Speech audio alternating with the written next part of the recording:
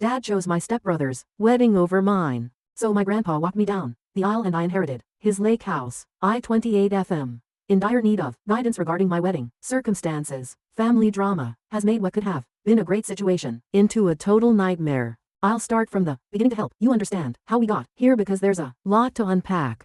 I grew up in what I believe to be a happy family as an only child, weekend excursions with my parents, family game evenings, and my dad teaching me how to ride a bike are all of my early recollections. The type of father who would construct tree houses for me and ward off monsters beneath my bed. He was my hero. But when I was 14, everything changed. The day my parents sat me down and announced their impending divorce is still fresh in my mind. Mom had discovered that Dad was having an affair with his coworker, Laura, 42F.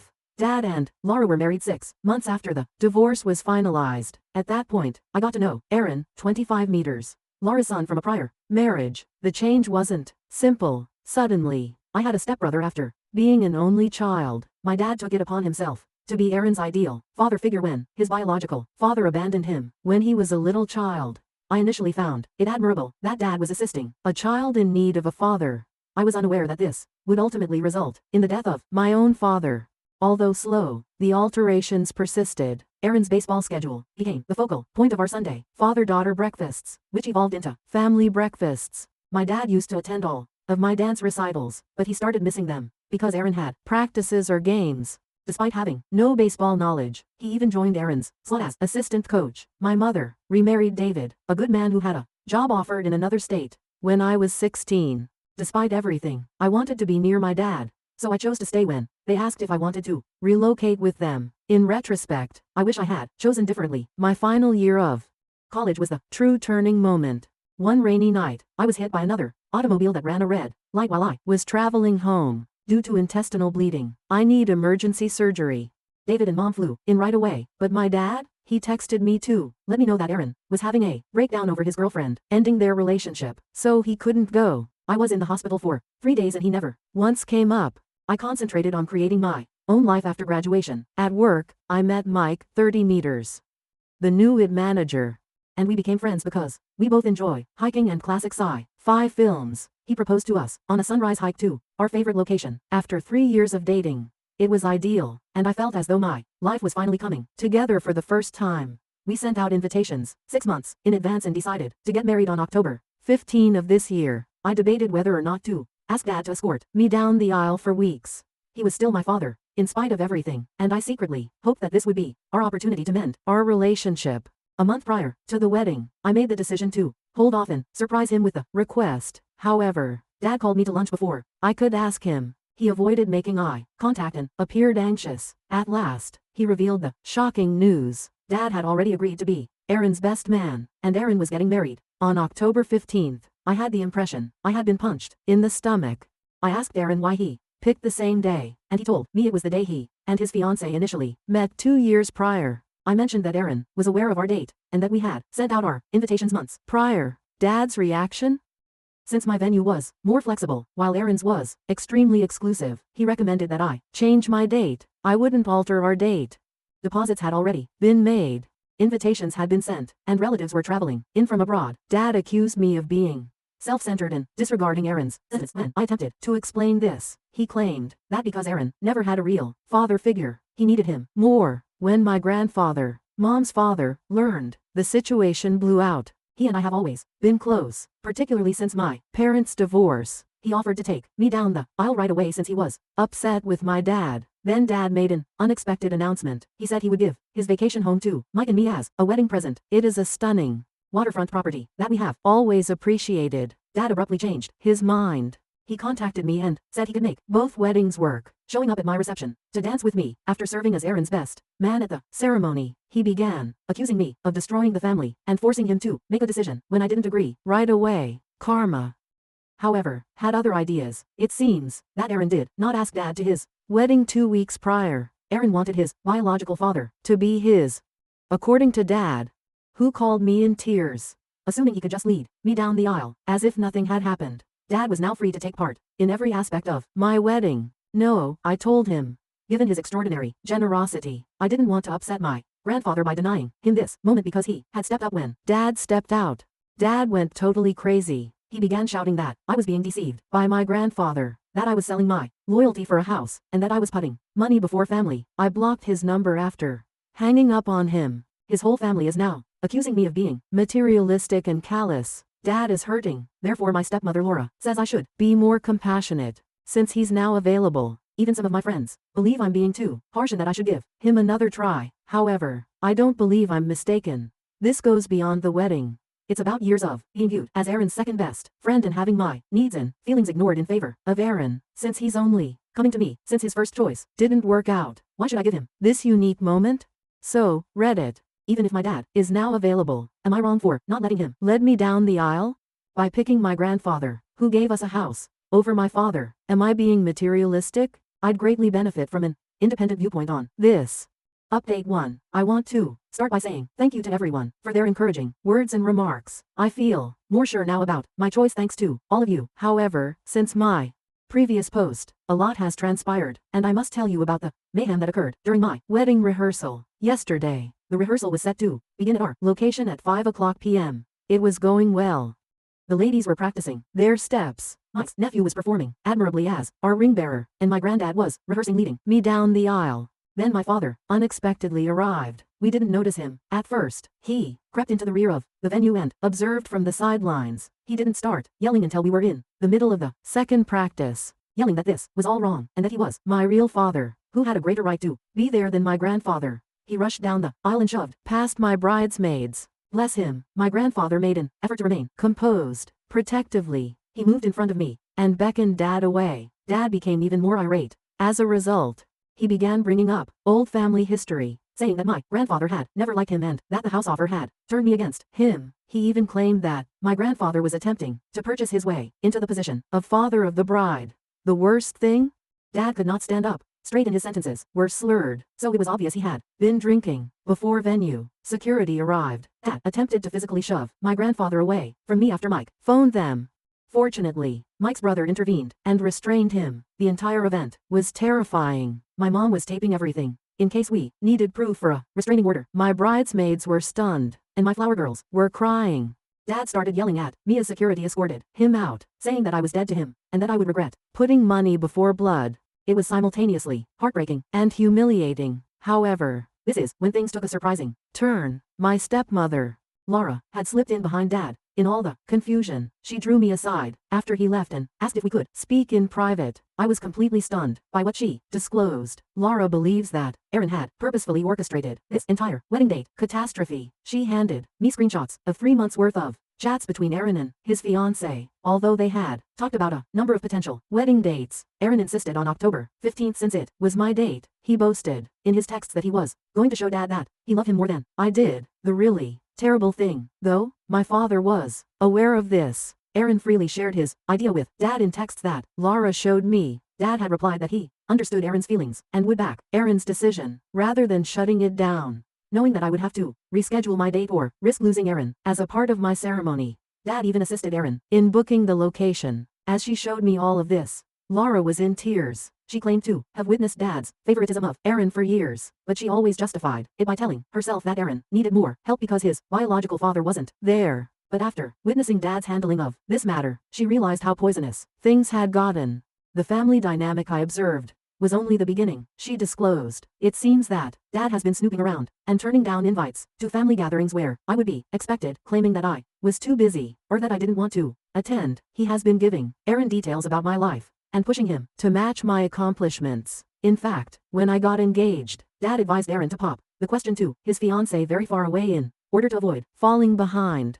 Laura expressed her sincere regret for not speaking up sooner. She claimed that she is divorcing her father because she can no longer put up with his actions, particularly after witnessing him attempt to physically threaten my grandfather. At the rehearsal, she has come to the realization that Dad is actively supporting Aaron's efforts to exclude me from the family, not merely playing favorites. Despite all of this drama, I'm more sure than ever of my choice, and the wedding is tomorrow. We've hired additional security to make sure Dad can't enter the venue, and my grandfather will lead me down the aisle. I declined Mike's suggestion that we postpone if I needed more time to take it all in. I refused to let our beautiful day be ruined by Dad and Aaron's games. Some of Dad's family members continue to support him, saying that family should be together and that I'm exaggerating. I'm done feeling bad though. After seeing those texts and seeing Dad's inebriated outburst, this is about years of emotional abuse and manipulation that I'm finally seeing clearly. It's not about the house, the money, or even who will accompany me down the aisle anymore. I just want to concentrate on my wedding for the time being.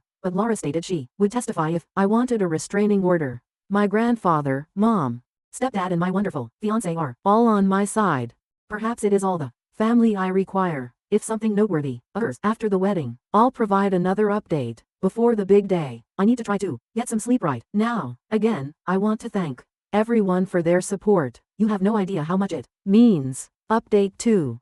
This is more twisted than I could have imagined, but here we are. Any reservations I had about removing my dad from my life have been totally dispelled by what I'm going to reveal. My grandfather escorted me down the aisle. Mike's vows brought everyone to tears of joy, and the additional security made sure there were no unwelcome disruptions. Everything about my wedding went flawlessly. Even our first married holiday was spent at my grandfather's lake house, which is now our official residence. However, I received a call from my cousin Amy yesterday. As Laura's niece, she went to Aaron's wedding, and what she told me completely upended everything. Do you recall how Dad said Aaron declined his invitation and went with his biological father? It was an outright falsehood. Amy claims that Aaron never asked Dad not to come. In reality, it was far more deliberate. 3 months before the wedding, Aaron's biological father, who had been gone all of his life, unexpectedly made a reappearance. We're talking about a $80,000 celebration at a prestigious vineyard, and he felt bad for leaving Aaron. As a way to make things right, he volunteered to cover the entire wedding. Dad felt intimidated when Aaron's biological father offered to cover half of Aaron's wedding expenses, which came to almost $40,000. It drove him insane that he couldn't match that degree of generosity. Dad viewed Aaron's reconnection with his biological father as competition, rather than a positive development. The actual kicker?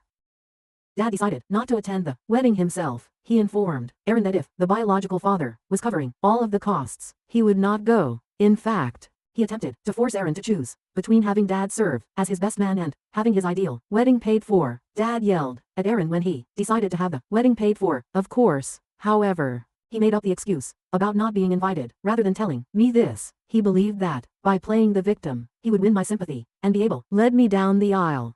He was attempting to get into mind by using Aaron's wedding as leverage. Things worsen. Videos from Aaron's wedding reception that Amy showed me showed Dad watching from the parking lot. In the background, he watched the celebration through the windows of the venue for hours while he sat in his car. No one wanted to cause a commotion by alerting security, but a few attendees observed and felt uneasy. What Dad has been telling everyone about my grandfather's gift is the most annoying thing. He is circulating allegations among the family that I looked around for a partner and offered my grandfather's house to the person who showed the greatest interest in me. He's telling people that I deceived my grandfather into giving up his land and that he's getting old.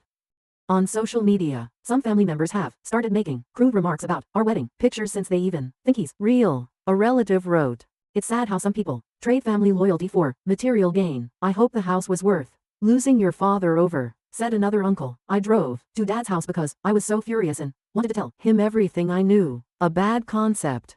Rather than offering an apology or even acknowledging it, he attempted to defend his behavior. He said that by inventing the tale of Aaron not inviting him, he was testing my loyalty. He said that regardless of the house gift, I would have demanded that he escort me down the aisle if I truly loved him. Then, because Aaron is also related, he had the gall to insist that Aaron receive a portion of my grandfather's present, because it's not fair that Aaron receives nothing and I receive such a great present. He genuinely proposed that he sell the lake house and divide the proceeds. He threatened to challenge the property transfer in court when I declined. I was both relieved and appalled when I left his place. I just know that I made the proper choice every time I learned something new. After that, Laura called me and told me that ever since my grandfather made the gift announcement, Dad has been obsessed with the lake house. He and Aaron apparently thought I would allow them to use it for weekend fishing excursions since we're family.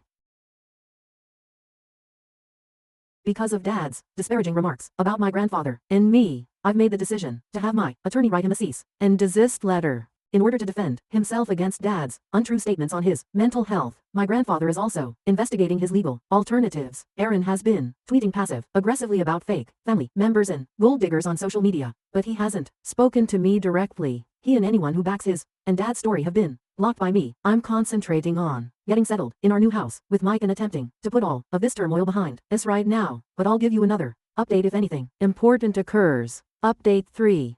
I have finally found a solution that makes me feel at peace. So this will be my last update.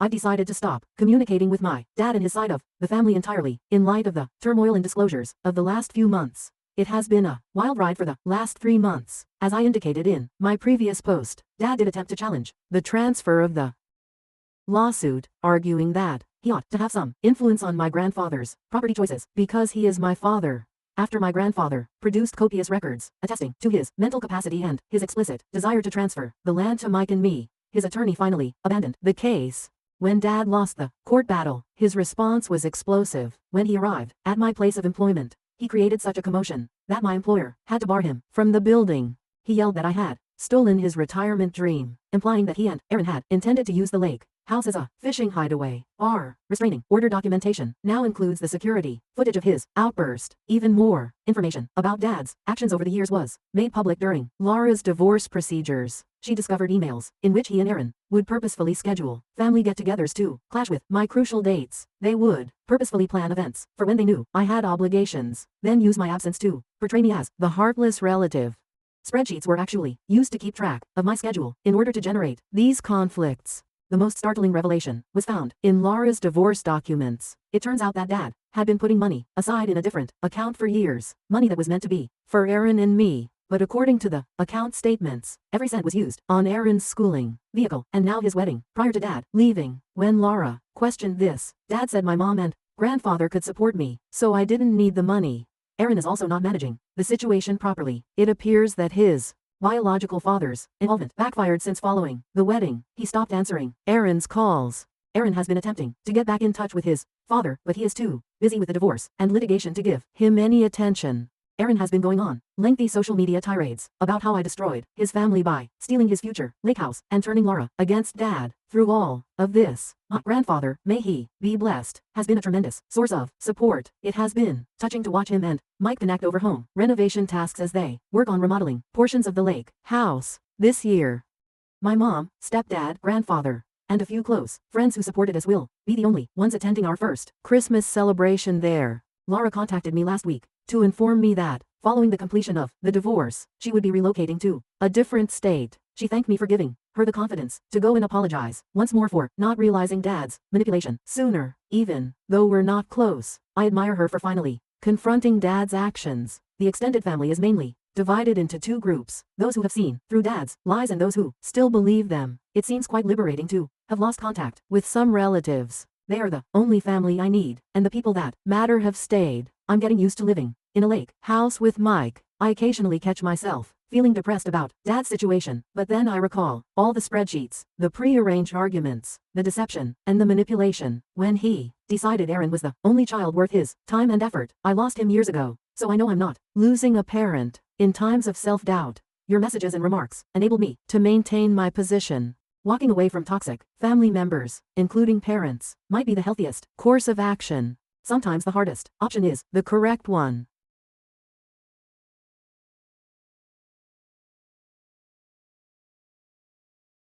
Real life stories happening around you.